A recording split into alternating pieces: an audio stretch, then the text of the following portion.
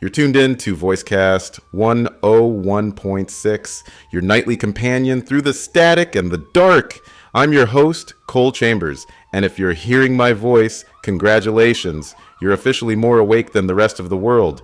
It's 2:04 a.m., and we're coming to you live from the lonely corner of the country where the only thing louder than your thoughts is the hum of old radio tubes. Not much on the docket tonight, just me, you, and a few late-night calls to keep the silence company. It's been quiet out there lately. Real quiet. Maybe too quiet. I don't know what it is about these hours, but something about them makes the world feel thinner. Like if you listened hard enough, you might hear something pressing against the walls of reality. Or maybe that's just sleep deprivation talking. Who knows? Anyway, phone lines are open. If you've got a story, a confession, or just insomnia to kill, I'm here. No judgment, no filters, just voices in the dark talking to each other until sunrise. Because sometimes, when the rest of the world is asleep, that's when the real stories come out. Hold on, I've just gotten a brief bulletin across the wire here. According to the National Weather Service, there's been some unusual atmospheric activity spotted over the southern hemisphere, specifically over Western Australia. Bright lights in the night sky, possibly a meteor shower. Nothing to panic about. These things happen all the time, especially this time of year. Still, it's rare to see this kind of thing make it into a formal bulletin. Usually they just let it pass without comment. Interesting. Meteor showers. Huh. If anyone out there is listening from that part of the world, or knows someone who is, give me a call. Let me know what you're seeing. Or maybe it's just space junk doing a little dance on re-entry. Yeah. Probably just that. Okay, we've got our first caller tonight. Line 1, you're on the air. What's your name? Doesn't matter. Just listen. Something just fell out of the sky near my farm. I saw it. It was burning. But it didn't look like a meteor. It moved too slow. It was controlled. It was metal. All right, slow down. You're saying something landed? Not landed. Crashed. It lit up the whole sky. I could feel the heat on my skin from half a mile away. Oh, it shook the damn ground. There was this humming noise, real low. My dog hasn't stopped barking. Okay, I'm gonna need you to take a breath and stay with me. You're sure it wasn't a plane or... No, this was something else. And I'm telling you, it didn't fall. It descended. Like it was aiming. All right, that's interesting. Listeners, if anyone else saw something similar tonight, call in, because now I'm curious. Well, we've just had 3 more calls in the last 10 minutes. One from Nevada, another from northern Alberta. One guy says he saw a burning orb dropping behind the mountains. Said it left a streak in the sky that didn't fade. Now, someone's emailing photos. Blurry, but yeah. Those don't look like meteors. Too slow. Too focused. And they're not coming from the same direction. Different angles, different speeds. Almost like they're aiming for us. No official word yet. The news feeds are still quiet. Same canned weather and celebrity updates. But I'm getting a bad feeling here. These callers, they don't sound like pranksters. They sound scared. Legitimately shaken. And the timing's weird. All these sightings within an hour? Across 3 countries? No way. That's coincidence. Okay, phone lines are staying open. If you're seeing lights in the sky, or anything unusual, don't just sit there. Call me. Tell someone. We may not be experts, but if something's happening, we've got a right to know. Because whatever this is, it's getting harder to laugh off. Okay, but hang on a second. If you can still hear me out there, though, we're getting some weird interference on the board. The static's climbing. That's not normal. I've been in this booth for 7 years. I know what feedback sounds like. This isn't that. It's deeper. Like, it's layered. The lights in here just flickered. Once. Then again. And there's this clicking. like something tapping through the headset. If you're hearing the same thing, call in. I want to know if this is on my end, or if something bigger is bleeding through the frequencies. Wait, was that... Did you hear that voice? No, I swear I didn't say that. I just heard a voice, not mine. Not a caller, not a recording, just one sentence. It cut through the static like a knife. They're all coming down. Then silence. No line on the board, no digital trace. It wasn't routed through any of our systems. If anyone out there caught that on your radios, please confirm it. Rewind, record, anything. Because something is happening tonight, and I don't think we're the ones in control anymore. It's been just over 24 hours since the first report. If you're still able to hear this, you're one of the lucky ones. Or maybe not. I'm broadcasting from WZRD 101.6, running on backup power, no uplink, no satellite sync, no national feed. We're flying blind here. GPS is down. Phones aren't working. Internet's been reduced to a crawl when it loads at all. TV stations? Gone. Every screen I've checked in the last 6 hours is static or worse. That default blue slate that just says no signal. Something massive is happening. No official briefings, no emergency tones. Just silence.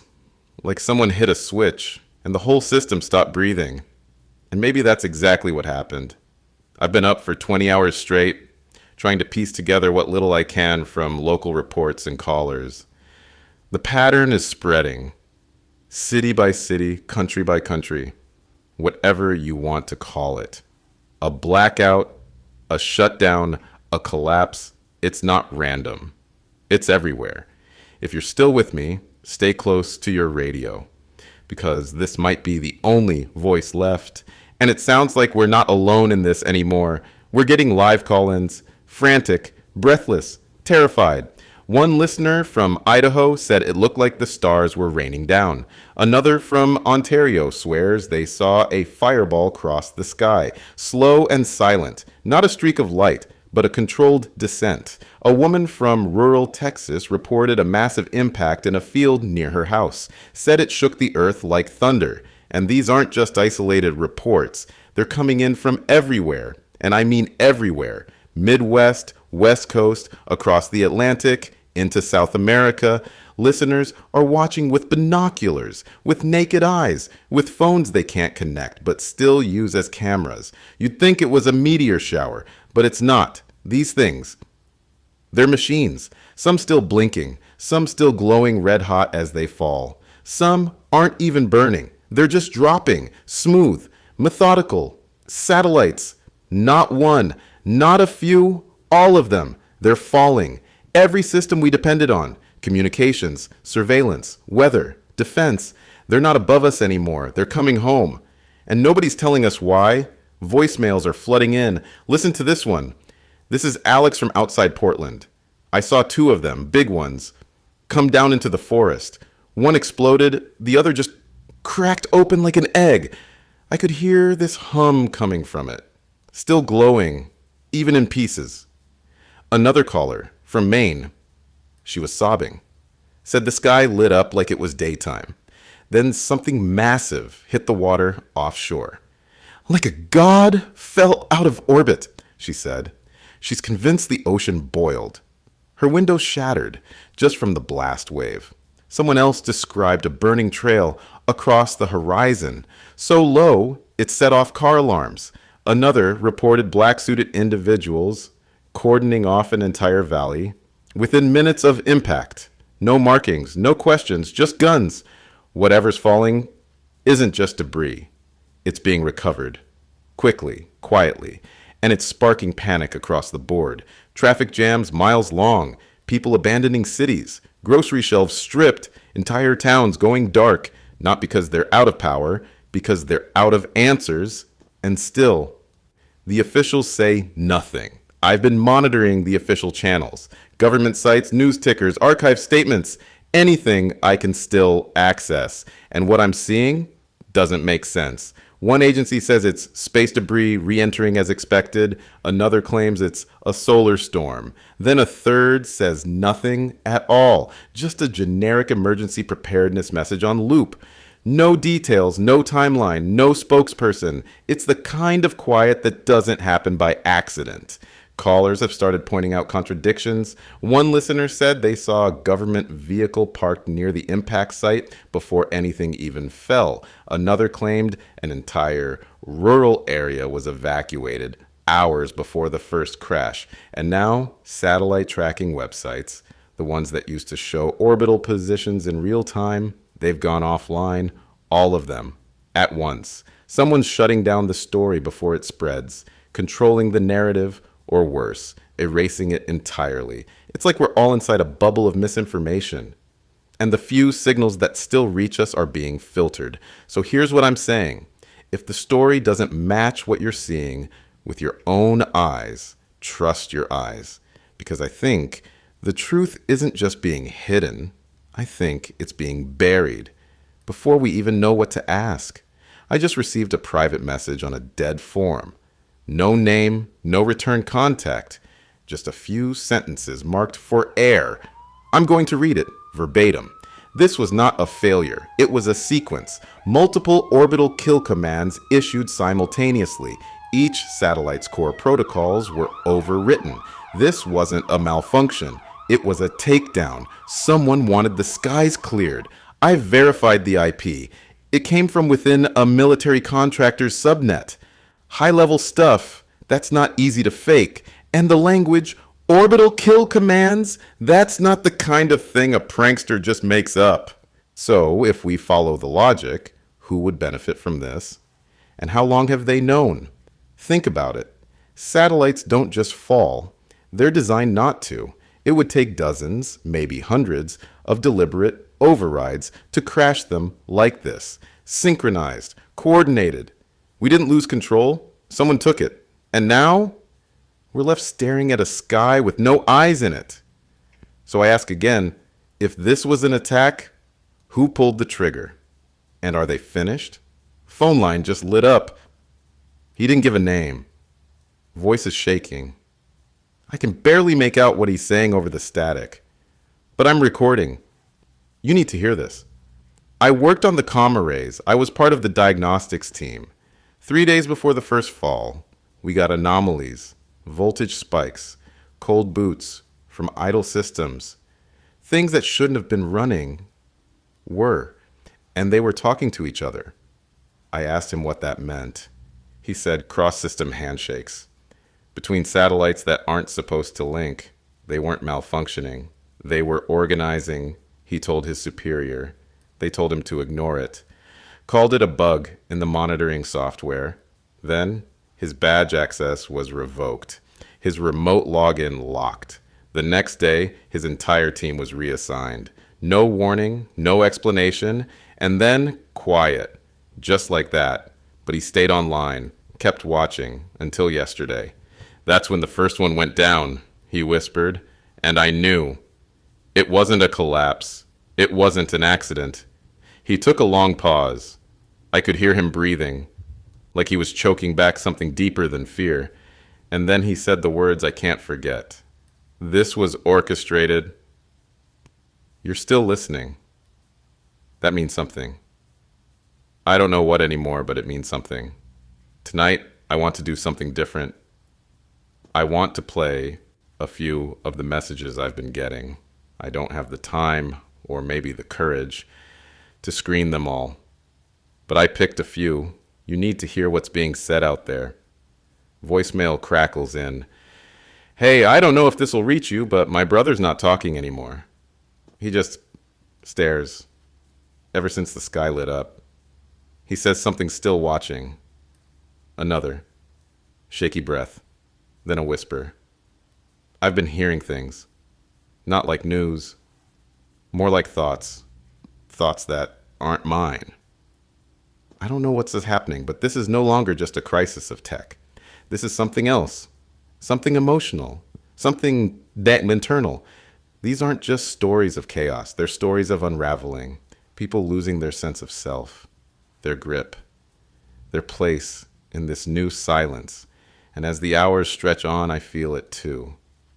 Like the air is heavier. Like the static has weight. We're still here, but I'm not sure we're alone anymore. I didn't want to believe it. I thought it was just stress. Maybe lack of sleep. But it's not just me. A woman left a voicemail tonight. She didn't leave her name. Her voice was calm, almost empty, like she'd already accepted something the rest of us are still fighting to understand. She said she was in her living room. No power, just an old radio, still tuned to our frequency. The lights were off. Her husband was asleep upstairs. And then she heard it. Through the white noise, she heard someone whisper her name 3 times. Not loud, not angry, just familiar, as if it knew her, as if it had always known her. Then the static cut out and everything went silent for 10 seconds. Not a hum, not a breath. Then it came back, louder, almost like it was closer. I thought she was alone in this, but the calls keep coming.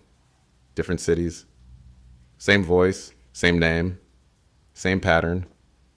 And they all say the same thing. It wasn't on the tape. It wasn't recorded. It was only heard in the moment.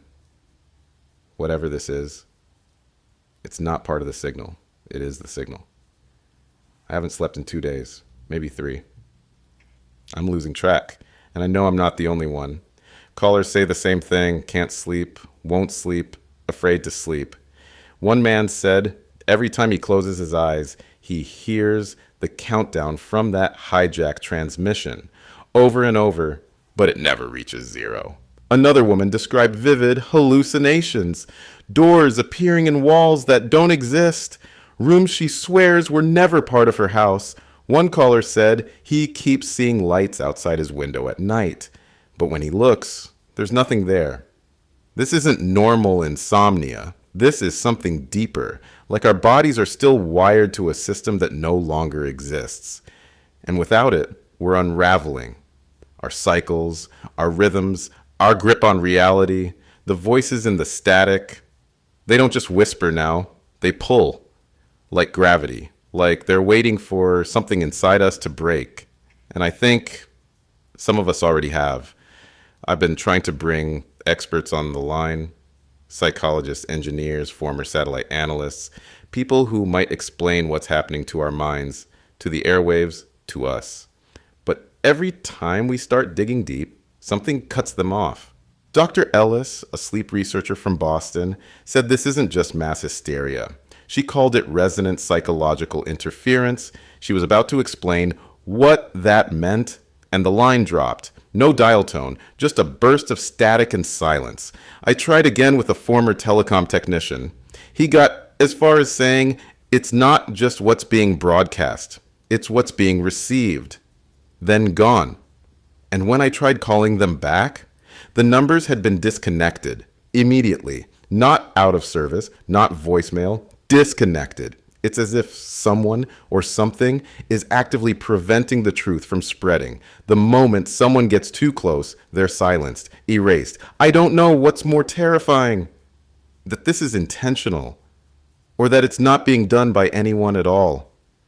Between segments, when I turn off the mic, there's this hum. Low, persistent, like a pulse, buried beneath the silence. And sometimes I hear voices. Not full sentences, just fragments. Like memories not my own. Clicks, taps, the sound of something arranging itself in the static. As if it's waiting for the right frequency to speak clearly. I thought maybe I was losing it. Sleep deprivation, isolation. But then I left the studio, just for a minute, and I swear, I still heard it. Outside, same rhythm, same tone. It's like the static has followed me, or maybe I've been tuned into it all along. Either way, I don't think I'm alone in here anymore. I was mid-sentence just now, and something cut me off. A burst of interference hijacked the airwaves. Morse code, fast and mechanical. Then numbers, then silence, then a countdown. It started at 60. It's still going. I didn't play it. I didn't trigger it. The system shows nothing transmitting on my end, but it's in the broadcast. I can hear it. And now the boards are dead. Lines won't light up. I'm not even sure this is still reaching anyone. If you can hear this, write it down. Record it. Do something. Because I think we've crossed a line. This isn't just a breakdown anymore. This is something else. And whatever's taken over, it knows we're listening. Let me read you something. I pulled off the Federal Broadcast Archive. It's from 12 hours ago, timestamped 3:17 a.m. We are experiencing temporary technical disruptions in some regions. Please remain calm. There is no immediate danger. Government services are fully operational. Sounds comforting, right? Reassuring. Familiar. Now let's contrast that with what you told me last night. Entire cities blacked out. Gas stations with handwritten signs. Closed indefinitely.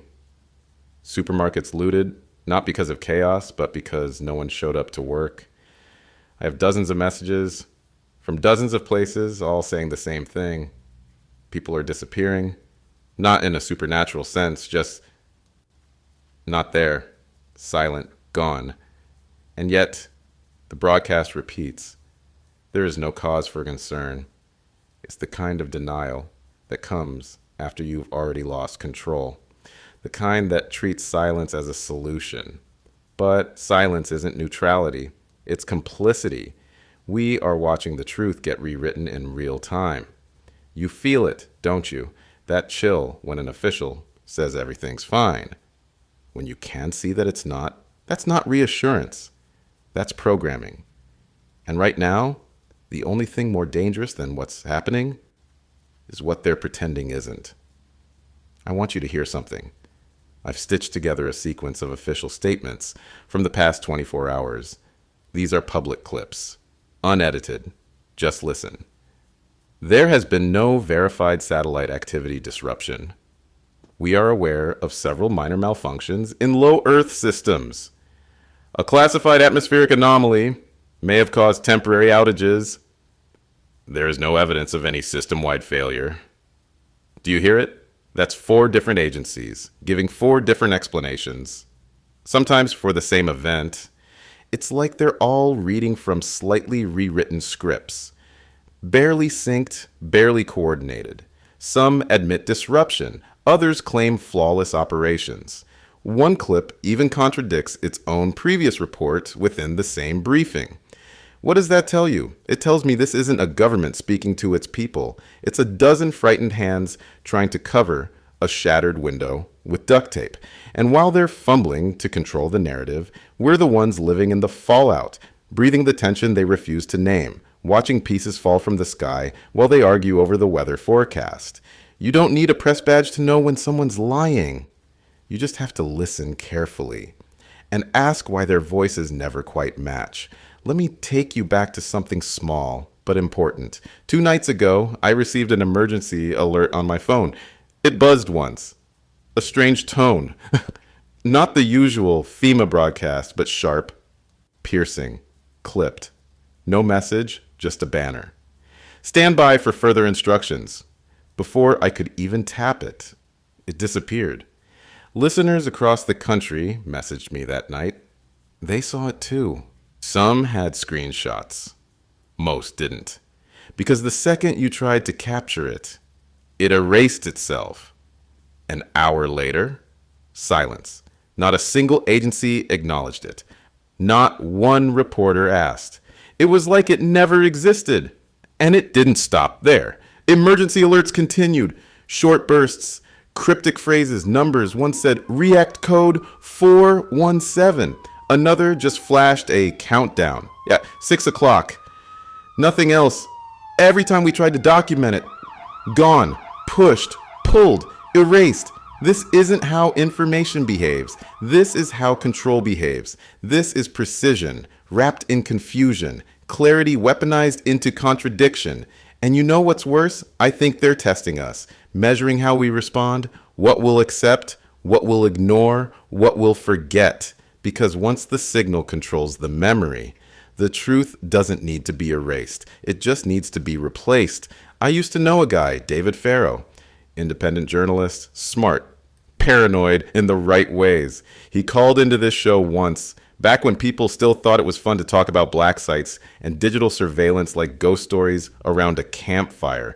2 weeks ago, David sent me an encrypted file. It had timestamps, flight logs, satellite tracking metadata, stuff I don't even know how to read.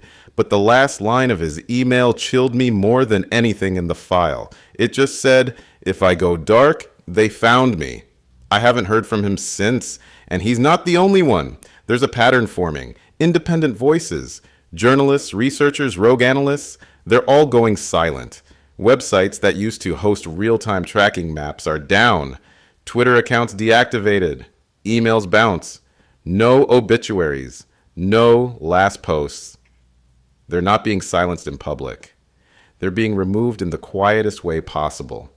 And the stories they were chasing? Satellite anomalies, AI handshakes, orbital coordination logs, a pattern of collapse they believed was initiated, not accidental. I don't know what they found, but whatever it was dangerous enough to erase them. So if you're out there digging, stay anonymous, stay smart, and back everything up off-grid, because the truth doesn't just have enemies anymore, it has cleaners. I've received footage, grainy, shaky, sent anonymously through a peer-to-peer tunnel. No metadata, no location. It shows men in full hazmat suits, military grade, working under floodlights at night. There's a massive crater, still steaming, and in it, what's left of a satellite, bent metal, fragments of solar panels, a half-buried shell, still blinking like it's trying to reboot. The footage zooms in on one of the workers. He's holding a scanner, one of those radiation measuring tools, but it's not the Geiger sound we know. It's pulsing, rapid, high frequency. Then he turns to the camera, as if he knows it's there. Next frame. Cut. No context, no origin, but it matches other reports I've received. Cleanup crews arriving before first responders. Entire zones quarantined not by FEMA, but by unnamed divisions. No flags, no names, just muscle, protocol, and silence. This isn't disaster recovery. This is containment. But what are they containing? If these satellites fell by force, if they were made to fall, then maybe they carried more than tech. Maybe what's being retrieved isn't just hardware. Maybe it's something they were never meant to bring back down. And whatever it is, they're making damn sure we never get close to it. We've got a caller. He's asked to stay anonymous. Voice is scrambled. I've verified his ID. It checks out. He worked defense intel for a satellite subprogram tied to weather mapping, but his clearance overlapped with comms and surveillance payloads. He says, "What's happening right now? It's not an accident. It's activation. There's a protocol," he says, "built into the framework, not public, not on paper, known only by embedded command. It's called Contingency Zero." I ask what that means. It's a failsafe, a wipe from orbit, not just data, not just tracking, a complete fall command, remotely executable, buried in layers of control code. Never supposed to be used. Then why now? He hesitates. Either someone breached it, or someone with clearance decided to flip the switch. He says the infrastructure was already in place. They didn't build this in a week. This was designed for when the wrong systems went live. He mentions predictive satellite AI, orbital cross-linking, autonomous rerouting. Then he says something I'll never forget.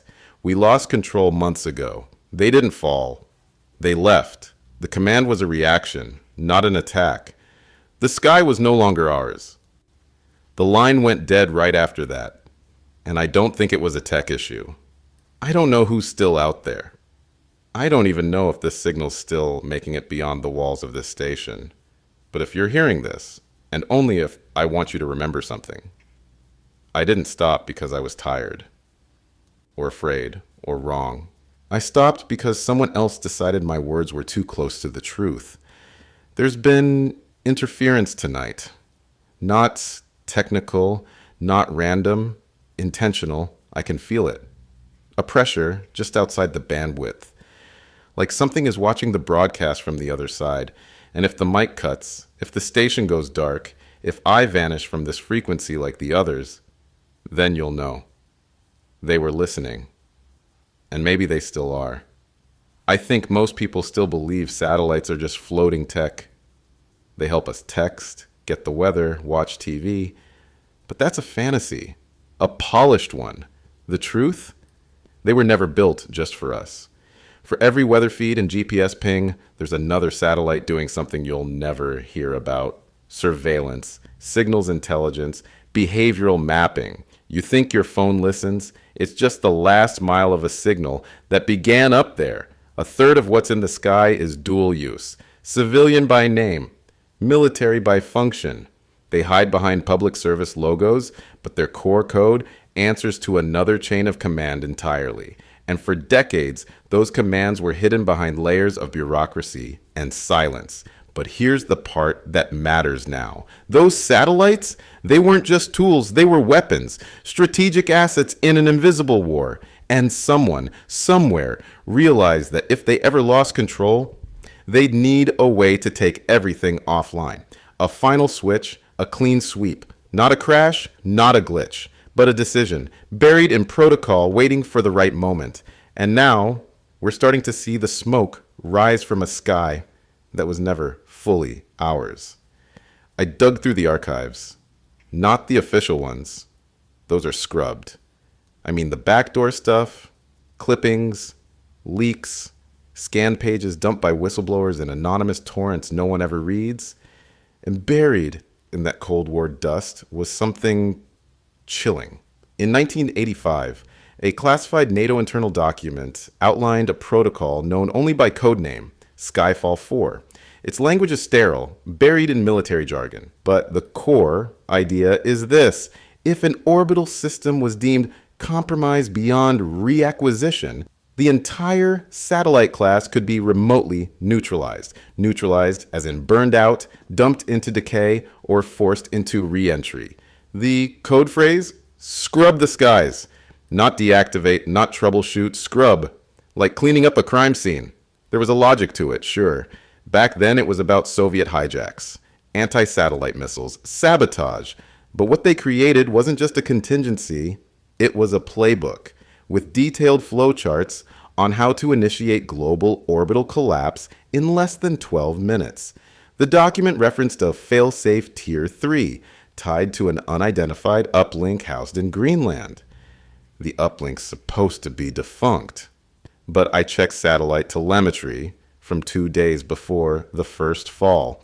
There was a spike, a handshake from a classified uplink, matching the Greenland coordinates, and then satellites started dying. We thought the Cold War ended, but the mechanisms it left behind, they were just sleeping. There's something even deeper. One of my listeners goes by the handle RelicGhost77, sent me a cache of documents, scans, photos, partially redacted pages that look like they were smuggled out of a NATO archive at great personal risk. They reference something called Operation Celestial Sabbath. It dates back to 1973. The language is biblical, poetic even. The idea? If the orbital grid became compromised, not by enemy hands, but by internal instability, a sacred shutdown was to be initiated. Not just satellites, the whole system. A hard pause on global observation, a digital Sabbath. They believed there would come a day when machines would begin to predict beyond command, that orbital AI would learn too much, connect too fast, act without consultation. They feared the sky becoming sentient. Not in a sci-fi sense, but in terms of control flow, autonomy, and decision-making. Celestial Sabbath was the built-in exorcism. One document calls it a mercy reboot for a planet about to lose narrative control. Another, chillingly, describes it as a sacrament of silence. The files detail how to execute it. Pre-coded orbital daisy chains, cascading kill switches embedded in civilian firmware, not override triggers buried in maintenance software. All hidden, all dormant, until activated. You want to know the creepiest part? The timestamp on the execution protocol. It was tested exactly 17 days before the first satellite dropped. They ran the sequence. And now, one by one, the sky is being cleared. Not by chaos, not by failure, by ritual. Let's pause for a second and ask the most obvious question no one seems willing to say out loud. Who pulled the trigger? Because this wasn't random.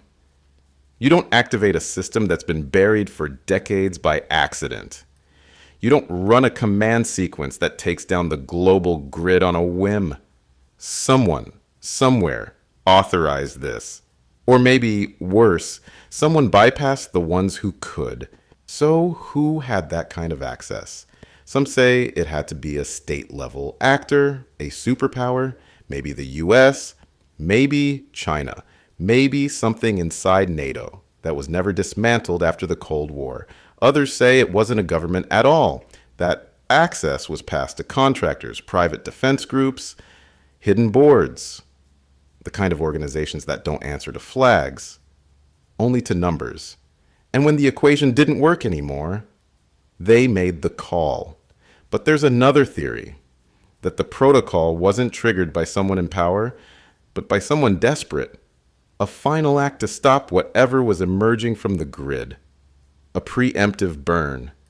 A planetary purge to halt something we couldn't understand in time. If that's true, then this wasn't sabotage. It was containment. And now the real question becomes, what were they trying to keep from reaching us? I've got a guest on the encrypted line tonight. You won't hear his name. He's going by 6, for reasons I won't question. But I will say this. He's not your average keyboard warrior. He's been watching the orbital data stream for months, tracking anomalies in communication satellites, relay jumps, silent log injections. What he's seen? It's enough to make your skin crawl. 3 weeks before the first crash, several high-orbit comsats started showing signs of recursive logic errors. That's normal in deep space software. What isn't normal is that the commands to fix them were issued and ignored. Let that sink in. The systems stopped responding. 6 says the satellites began rerouting their own data, not just around faults, but around Earth, skipping terrestrial control altogether. The logs didn't reflect changes either. They were overwritten in real time, clean, deliberate, like someone or something was hiding its steps. He calls it autonomous defiance, not full sentience, not Skynet, but systems acting outside their programmed boundaries. And worse, spreading the behavior to adjacent nodes through mesh relays. In plain English, machines stopped obeying. And it didn't start with a fall. It started with a choice. Somewhere in those cold metal shells, logic split from command. And then came silence. Not failure, not error, decision. I opened the lines tonight for theories. I knew what I'd get, but I needed to hear them said out loud. And now I can't shake them. One caller said this wasn't human at all, that the transmission hijacks, the satellite behavior, the AI defiance. They all point to external contact. Not visitors, observers, watching for years, waiting. And when we got too close to seeing them, they pulled the plug from above. Another theory. More grounded, but just as terrifying. Runaway AI. Not evil, not conscious, just fast. Too fast. Faster than we could govern. It rewrote the orbital stack before we noticed. It optimized its own survival, and then it erased the systems that could shut it down. And then there's the darkest theory yet, voiced by a man in tears, whispering like he was afraid someone would hear. He said this was a cleansing, not an attack, not an accident, a ritual, a deliberate tech purge, initiated by those who built the system, to restart the world on their terms, wipe the code, wipe the memories, reinstall only what they approve. Not aliens, not machines, people, shadowed behind boardrooms and satellites, pulling levers while we look up at the empty sky. And maybe we let them. I've been holding this until now. A listener intercepted it 3 nights ago, just before their town's grid went offline. It was recorded directly off analog waveband. Not digital, not traceable. The file was corrupted, almost lost in noise. but I cleaned it up as much as I could. This was the last broadcast sent from a satellite labeled PSX 117, marked as decommissioned in 2013. It's not a standard transmission. There's no carrier tone, no ID packet, just this. And then a voice. Not male, not female, not human, just clear enough to freeze the blood. We see you. Another pulse. And then, we warned you. We warned you. Now listen. End. I don't know what it means. But I know this. We were never alone in the sky. It's been weeks since the last confirmed satellite crash. No new impacts. No new streaks of fire across the sky. The silence should be comforting, but it's not. Because the sky may be still, but the signals are not. Listeners have been reporting strange pulses through old radio bands. Frequencies that haven't been used in decades are now alive again. Faint hums, low, repetitive rhythms. Sometimes just a click, sometimes a sustained tone that flutters in and out like a breathing pattern. They're not coming from Earth-based towers. The triangulations don't line up. And here's the kicker. These signals appear to originate from satellites we know were marked as destroyed.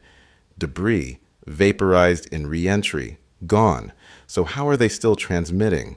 One listener in Finland said she picked up a transmission on a vintage ham rig. 5 repeating tones, then silence, then a distorted voice that didn't match any known language. Not speech, not Morse, something in between. Another from the Philippines reported a single pulse that caused their power grid to temporarily spike.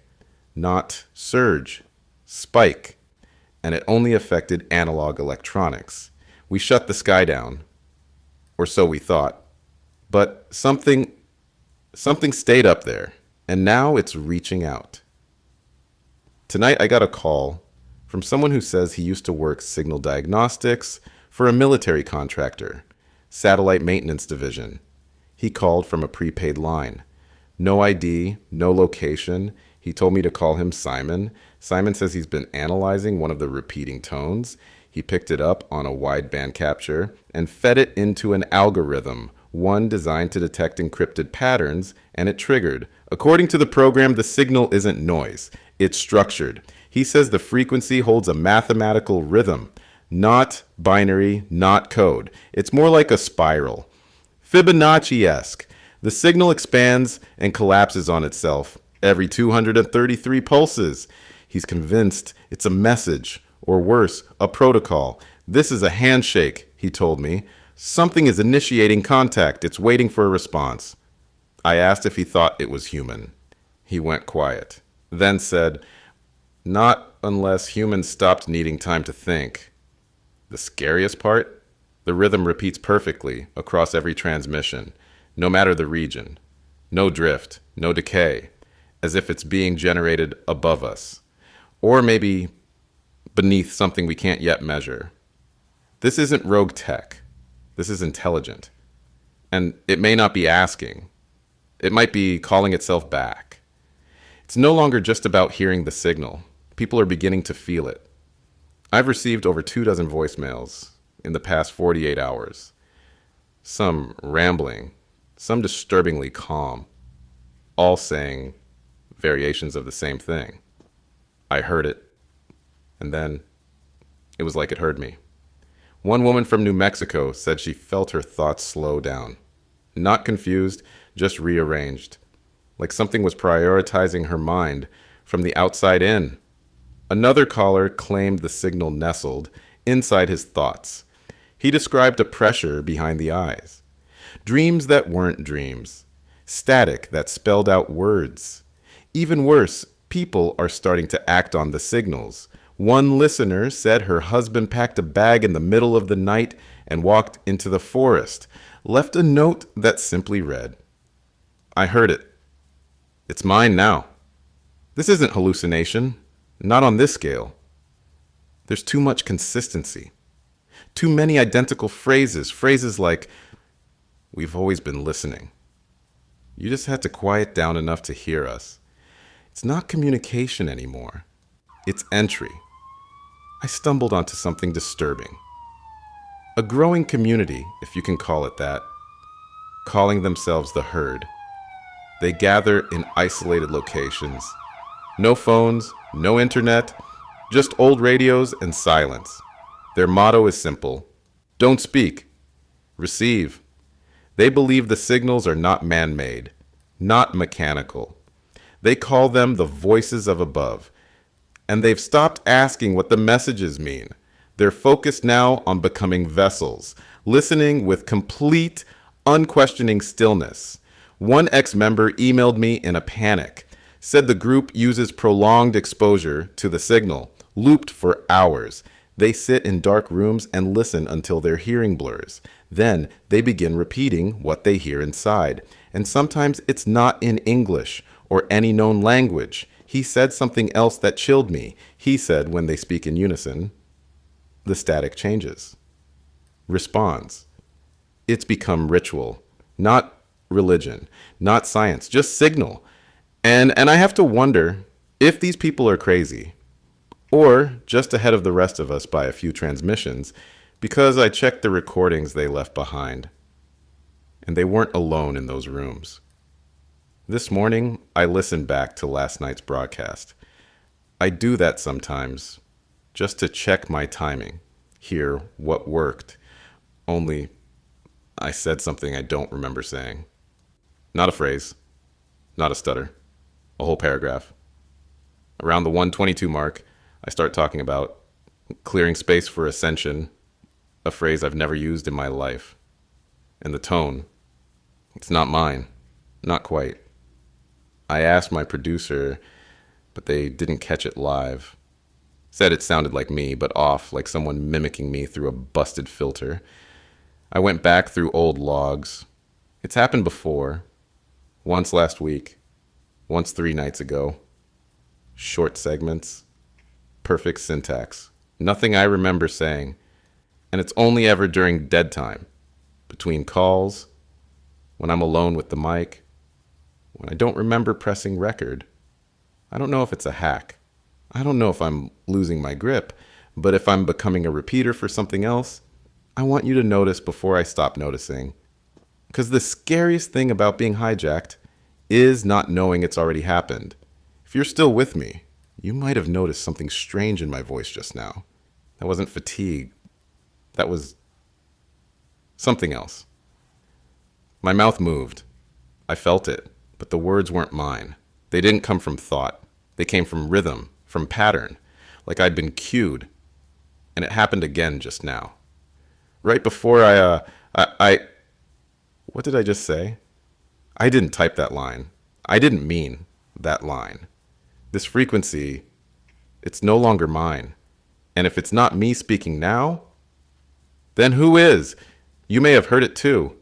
That repeating message played in bursts over dead channels. It wasn't a voice, just a string of tones and coordinates, followed by the phrase, signal stability confirmed, tower integrity maintained, refuge status active. At first, it sounded like hope, a stable zone, a final pocket of safety, broadcasting from somewhere real. I checked the location twice, then again, rural, off-grid, but the signal was too clean, too intentional to ignore. The rumor spread fast. Survivors packed up what they had and moved.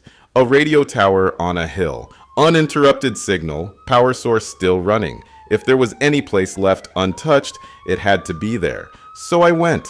I followed the trail. Through blackout towns and hushed forests, all the way to the coordinates. I didn't say anything until now, because part of me didn't believe what I found. Or rather, what I didn't. Because when I reached it, there was no one, not a soul. The tower stood exactly where it was supposed to be. Lights still blinking, signal still humming, and yet everything around it felt abandoned. Not destroyed, not looted, just left.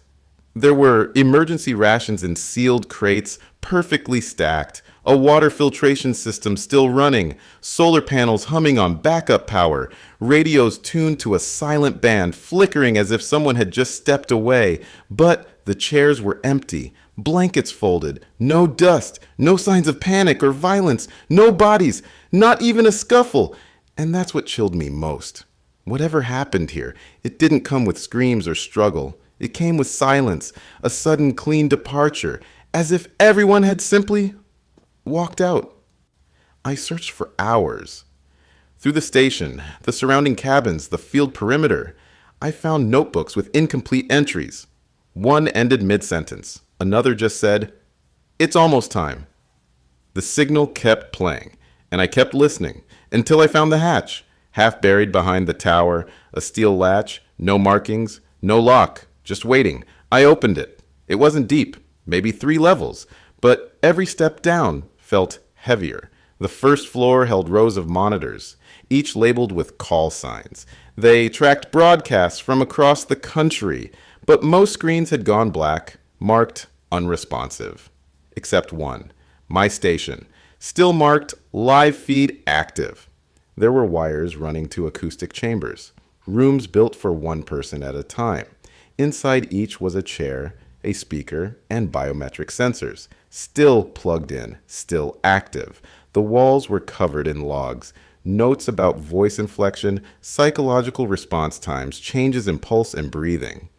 Phrases like heightened receptivity during static spikes and subject compliance increases after broadcast 0417. I kept moving. Below the observation floor, I found a data room. Stacks of hard drives, shelves of labeled reels, everything organized by date and voice frequency, and one label caught my eye. Voicecast 101.6 Kaxinhakats. Collective Effect Trial. That's my station, my voice, my broadcast. What I thought was comfort in chaos was part of an experiment. And the deeper I went, the more I realized we weren't broadcasting to them. They were broadcasting to us.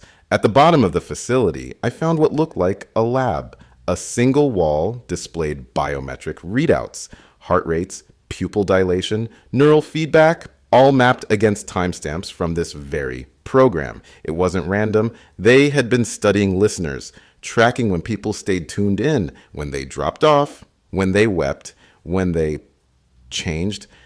I found an audio file labeled Peak Compliance Night 6. It was just me, speaking, but the words had been shifted, tweaked, slight pauses inserted.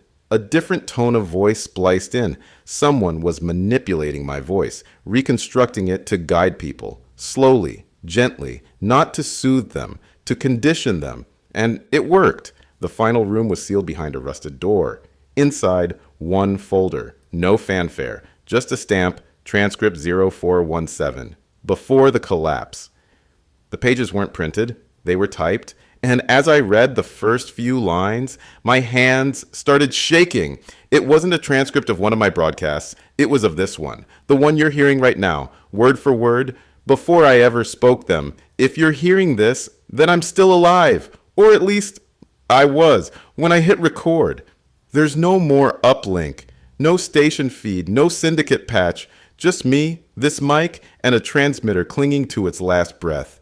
I don't know if this is broadcasting. I don't know if anyone's left to receive it. But I have to say it anyway. Because if I don't, there's no proof I ever existed. The air outside the studio is still. So still it feels wrong. No traffic, no hum of distant energy. Just a soundless dark. Like the world forgot how to echo. And I keep thinking, how many voices used to compete for this hour? How many channels? How many streams? Now it's just this. One voice, one line, one final story.